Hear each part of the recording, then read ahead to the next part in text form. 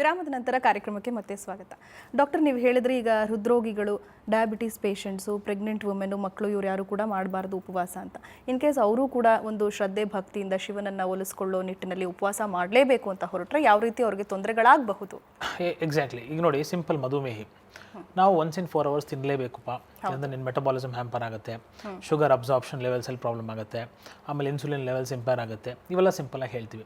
So ಅಂಥವ್ರಿಗೆ ಕೆಲವೊಂದು ಡಿವಿಯೇಷನ್ಸು. ಈಗ ನೀನು ಅನ್ನ ತಿನ್ನಬೇಡ, ಅವಲಕ್ಕಿ ತಿನ್ನು. ಇಲ್ಲಿ ನಾವೇನು ಅವಲಕ್ಕಿ ಉಪ್ಪಿಟ್ಟು ಪಾಯಸ ಉಪ್ಪಿಟ್ಟು ಹೇಳ್ತೀವಿ, ಅವಲಕ್ಕಿ ಉಪ್ಪಿಟ್ಟು ಪಾಯಸ ಡಯಟ್ ಏನು ಹೇಳ್ತೀವಲ್ಲ, ಅಲ್ಲಿ this is to be incorporated here ಅಂತ. ಅವ್ರಿಗೆ ಸಟನ್ ರಿಲ್ಯಾಕ್ಸೇಷನ್ಸು.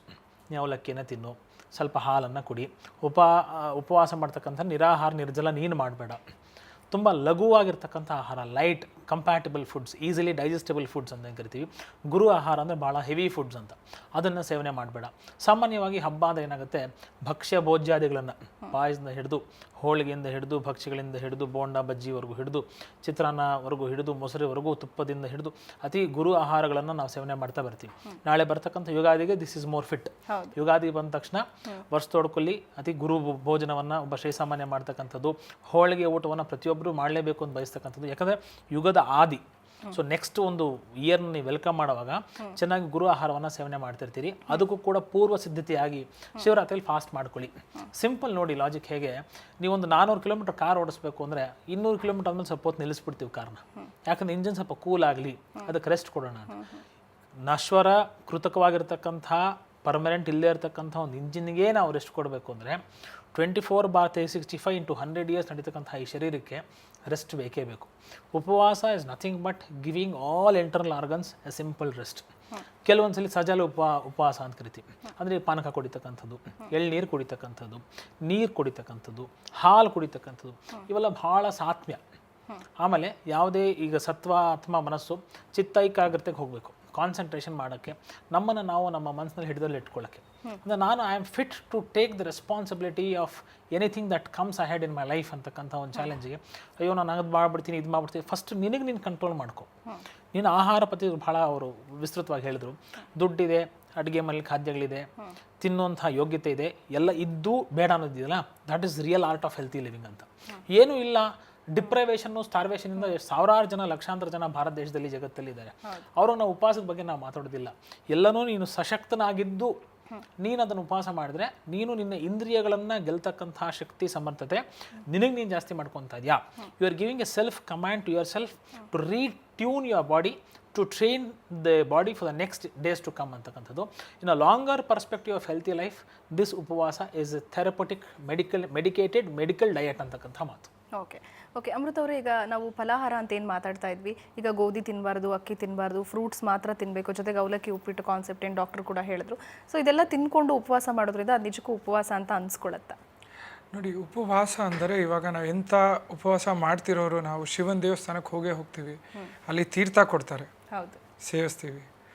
ತೀರ್ಥದ ಜೊತೆಗೆ ತೀರ್ಥಲ್ಲಿ ಅಭಿಷೇಕ ಮಾಡೋ ಟೈಮಲ್ಲಿ ನಾವು ತುಪ್ಪ, ಬಾಳೆಹಣ್ಣು, ಸಕ್ಕರೆ, ಪಂಚಾಮೃತಗಳು ಏನೇನು ಹಾಕಿರ್ತೀವಿ ಅದು ಕೂಡ ಬರುತ್ತೆ.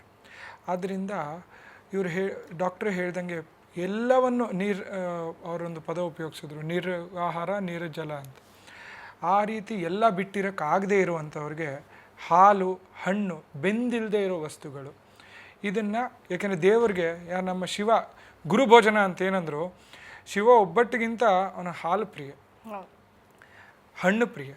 ಆ ರೀತಿ ನೋಡಿ, ಈಗ ನಾವು ಬಿಲ್ಪತ್ರೆ ಯಾಕೆ ಪೂಜೆ ಮಾಡ್ತೀವಿ, ಮಲ್ಲಿಗೆ ಹಾರನೂ ಹಾಕ್ಬೋದು, ಬಟ್ ನಮ್ಮ ಯಾವ ಪುರಾಣದಲ್ಲೂ ಮಲ್ಲಿಗೆ, ಚೆಂಡು ಹೂವು, ಕಾಕಡ ಹೂವು ಈ ಥರದಕ್ಕಿಂತ ಅವ್ರಿಗೆ ರುದ್ರಾಕ್ಷಿ ಹೂವು ಇಷ್ಟ, ಬಿಕಾಸ್ ಆಫ್ ರುದ್ರಾಕ್ಷಿ. ಹಾಗೆ ಬಿಕಾಸ್ ಶಿವ ಅವರು ನೀವು ನೋಡಿದ್ರೆ ಒಂದು ಹುಲಿ ಚರ್ಮ ಸುತ್ತಕೊಂಡು ಬೂದಿಯಲ್ಲಿ ಅವನು ಕೈಲಾಸದಲ್ಲಿರೋನು, ಅವನ ಅರಮನೆ, ಆಸ್ಥಾನ, ಆ ರಾಜವೈಡೂರ್ಯ ಭೋಜನ ಆಸೆ ಪಡೋನಲ್ಲ. ಸೊ ಹಾಗಾಗಿ ಈ ನಾವು ದೇವರಿಗೆ ಏನು ನಾವು ದೇವರ ಮುಂದೆ ತೀರ್ಥವಾಗಿ ಪ್ರಸಾದವಾಗಿ ಸ್ವೀಕರಿಸ್ತಿದ್ದೀವೋ ಶಿವರಾತ್ರಿ ದಿನ, ಅಂಥದ್ದನ್ನು ಯು ಕ್ಯಾನ್ ಹ್ಯಾವ್ ಇಟ್ ಅನ್ನೋದು ಒಂದು. ಎರಡನೇದು, ಅದು ಬೆಂದಿರೋದಿಲ್ಲ, ಬೇಯಕ್ಕೆ ತಿರ್ಗಾ ಅಗ್ನಿಗೆ ನೀವು ಕೊಡೋದೇ ಬೇರೆ, ಯಾಕೆಂದ್ರೆ ಅಗ್ನಿ ಆಹುತಿ ಹಾಗೆ ಆಗಿರತ್ತೆ ಅಲ್ಲಿ. ಯಾಕೆಂದರೆ ನೀವು ಬೇಯಿಸೋಕೆ ಬೆಂಕಿ ಹಾಕದೆ ಅನ್ನ ಆಗಲಿ ಉಪ್ಪಿಟ್ಟಾಗಲಿ ಅವಲಕ್ಕಿ ಬೇರೆ, ಅವಲಕ್ಕಿ ಬೆಲ್ಲ ಅವಲಕ್ಕಿ ಬೇರೆ ಆಗುತ್ತೆ ಡಾಕ್ಟ್ರು ಹೇಳಿದಂಗೆ. ಹಾಗಿರೋದ್ರಿಂದ ಹಾಲು ಹಣ್ಣನ್ನ ತಗೊಳ್ಳೋದಕ್ಕೆ ಒಂದು ಎಕ್ಸೆಂಪ್ಷನ್ ಆಗದೇ ಇರೋರಿಗೆ. ಆಗೋರಿಗೆ ಖಂಡಿತ ಹಾಗೆ ಮಾಡೋದು ಸಂತೋಷ, ಏನು ತಗೊಳ್ದೆ ಮಾಡೋದು ಉಪವಾಸ ಅದು ಬೆಸ್ಟ್. ಒಂದು ವೇಳೆ ಪಾಯಿಂಟ್ ಒಂದು ಇನ್ನರ್ ವಿಲ್ ಅಂತ ಇರುತ್ತೆ, ಅಂದರೆ ಮಾನಸಿಕ ಸದೃಢತೆ ಅಂತಕ್ಕಂಥದ್ದು, ಅದನ್ನು ಬೂಸ್ಟ್ ಮಾಡೋಕ್ಕೆ ಬಹುತೇಕ ಎಲ್ಲ ಈ ಹಬ್ಬಗಳು ಸಂದರ್ಭದಲ್ಲಿ ಈ ಥರ ಒಂದು ಕಟ್ಪಾಡನ್ನು ಮಾಡ್ತಾಯಿದ್ರು. ಅಂದರೆ ನಿನಗೆ ನೀನು ಒಂದು ಟ್ರೈನಿಂಗ್ ಆ್ಯಂಡ್ ಟ್ಯೂನಿಂಗ್ ಆಗಬೇಕು, ಒಬ್ಬ ಶ್ರೀಸಾಮಾನ್ಯ ಈ ಒಂದು ಪ್ಯಾರಾಮೀಟ್ರಿಗೆ ಬರಬೇಕು ಅಂತಕ್ಕಂಥದ್ದು ನಮ್ಮ ಪೂರ್ವಿಕರ ಪೂರ್ವ ನಿಯೋಜಿತ ಕಲ್ಪನೆ. ಯಾವತ್ತಾರು ಉಪವಾಸ ಮಾಡ್ಬೋದು, ಶಿವರಾತ್ರಿಗೆ ಯಾಕೆ ಮಾಡಬೇಕು, ನಾನು ದಿವಸ ಬೆಳಗಾದ್ರೆ ಮಾಡ್ತೀನಿ, ನಾನು ತಿನ್ನೋದೇ ಇಲ್ಲ.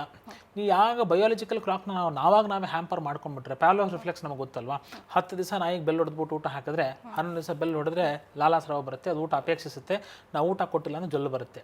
ಈ ಥರದ ಅನೇಕ ಸಂಗತಿಗಳು ನಮಗೆ ನಾವು ಟ್ರೈನ್ ಮಾಡ್ಕೋಬೇಕು.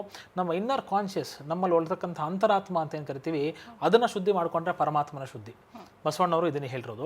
ನಮ್ಮನ್ನು ನಾವು ಶುದ್ಧಿ ಮಾಡ್ಕೊಳ್ಳಿಕ್ಕೆ ಈ ಉಪವಾಸ ಅಂತಕ್ಕಂಥದ್ದು ತುಂಬ ಟೆಕ್ನಿಕಲ್ ಆಗಿ, ತುಂಬ ಥೆರಪಟಿಕ್ ಆಗಿ ಡಿಸೈನ್ ಮಾಡಿರ್ತಕ್ಕಂಥದ್ದು. ಇದು ಮೂಢನಂಬಿಕೆ ಅಲ್ಲ, ಯಾವುದೋ ಒಂದು ಕಂದಾಚಾರ ಖಂಡಿತವಾಗ್ಲೂ ಅಲ್ಲ. ಪ್ರತಿಯೊಂದು ಹಬ್ಬಕ್ಕೂ there is a logic, there is a principle, there is a science behind eating habits. Shivaratri ವಿಶೇಷವಾಗಿ ಉಪವಾಸ ಮಾಡ್ತಕ್ಕಂಥದ್ದು ಟು ಕ್ಲೆನ್ಸ್ ಯುವರ್ ಸೆಲ್ಫ್. ಮುಂಬರ್ತಕ್ಕಂಥ ಬಿಸಿಲು, ಚಳಿ ಆಯಿತು, ಇಷ್ಟು ದಿವಸ ನಡುಗ್ತಾ ಇದ್ವಿ, 2-3 ರಗ್ ಕೂತ್ಕೋತಾ ಇದ್ವಿ, ಈಗ ಎ ಸಿ ಬೇಕಪ್ಪ, ಫ್ಯಾನ್ ಬೇಕಪ್ಪ, ಮೇಲಿಂದ ಮೇಲೆ ಎಳ್ಳೀರು ಕುಡಿಬೇಕಪ್ಪ, ಟಿ ವಿಲಿ ಬರ್ತಕ್ಕಂಥ ಎಲ್ಲ ಪೇಯಗಳನ್ನು ಕುಡಿಬೇಕು ಅಂತ ಅನಿಸ್ತಾ ಇರುತ್ತೆ. ಆ ಒಂದು ಚೇಂಜ್ ಆಫ್ ಫೇಸ್ ಇದೆಯಲ್ಲ, ಅಲ್ಲಿ ಅದಕ್ಕೆ ನೀವು ರೆಡಿ ಆಗ್ರಿ. ಇಂಟರ್ನಲ್ ಮೆಟಬಾಲಿಸಮ್ ಇದೆಯಲ್ಲ, ಅದಕ್ಕೆ ಸಜ್ಜಾಗಬೇಕು ಅಂತಕ್ಕಂಥ ದೃಷ್ಟಿಕೋನದಲ್ಲಿ ಉಪವಾಸವೇ ಇರುತ್ತೋ. ದೇವರು ಅಧ್ಯಾತ್ಮ ಇನ್ವಾಲಂಟ್ರಿ ಡೆಫಿನೆಟ್ಲಿ ಬಂದೇ ಬರುತ್ತೆ, ಬಟ್ ದೇವರಿಗೆ ಪ್ರಿಯಕರನಾಗಿ ನೀನು ಇರ್ತೀಯಲ್ವೋ, ನಿನಗೆ ನೀನು ಪ್ರಿಯಕರನಾಗಿರಬೇಕು. ನಿನ್ನ ಆತ್ಮಕ್ಕೆ ನೀನು ಪ್ರೀತಿಯನ್ನು ಕೊಡಬೇಕು ಅಂದರೆ you have to train, tune and design yourself from within ಅಂತಕ್ಕಂಥ ಮಾತಿಗೆ ಉಪವಾಸ has a very major role to play. Okay, ಇದ್ರ ಬಗ್ಗೆ ನಾವು ಮತ್ತಷ್ಟು ಚರ್ಚೆ ಮಾಡೋಣ ವೀಕ್ಷಕರೇ. ಅದಕ್ಕೂ ಮೊದಲು ಈಗ ಮತ್ತೊಂದು ಬ್ರೇಕ್.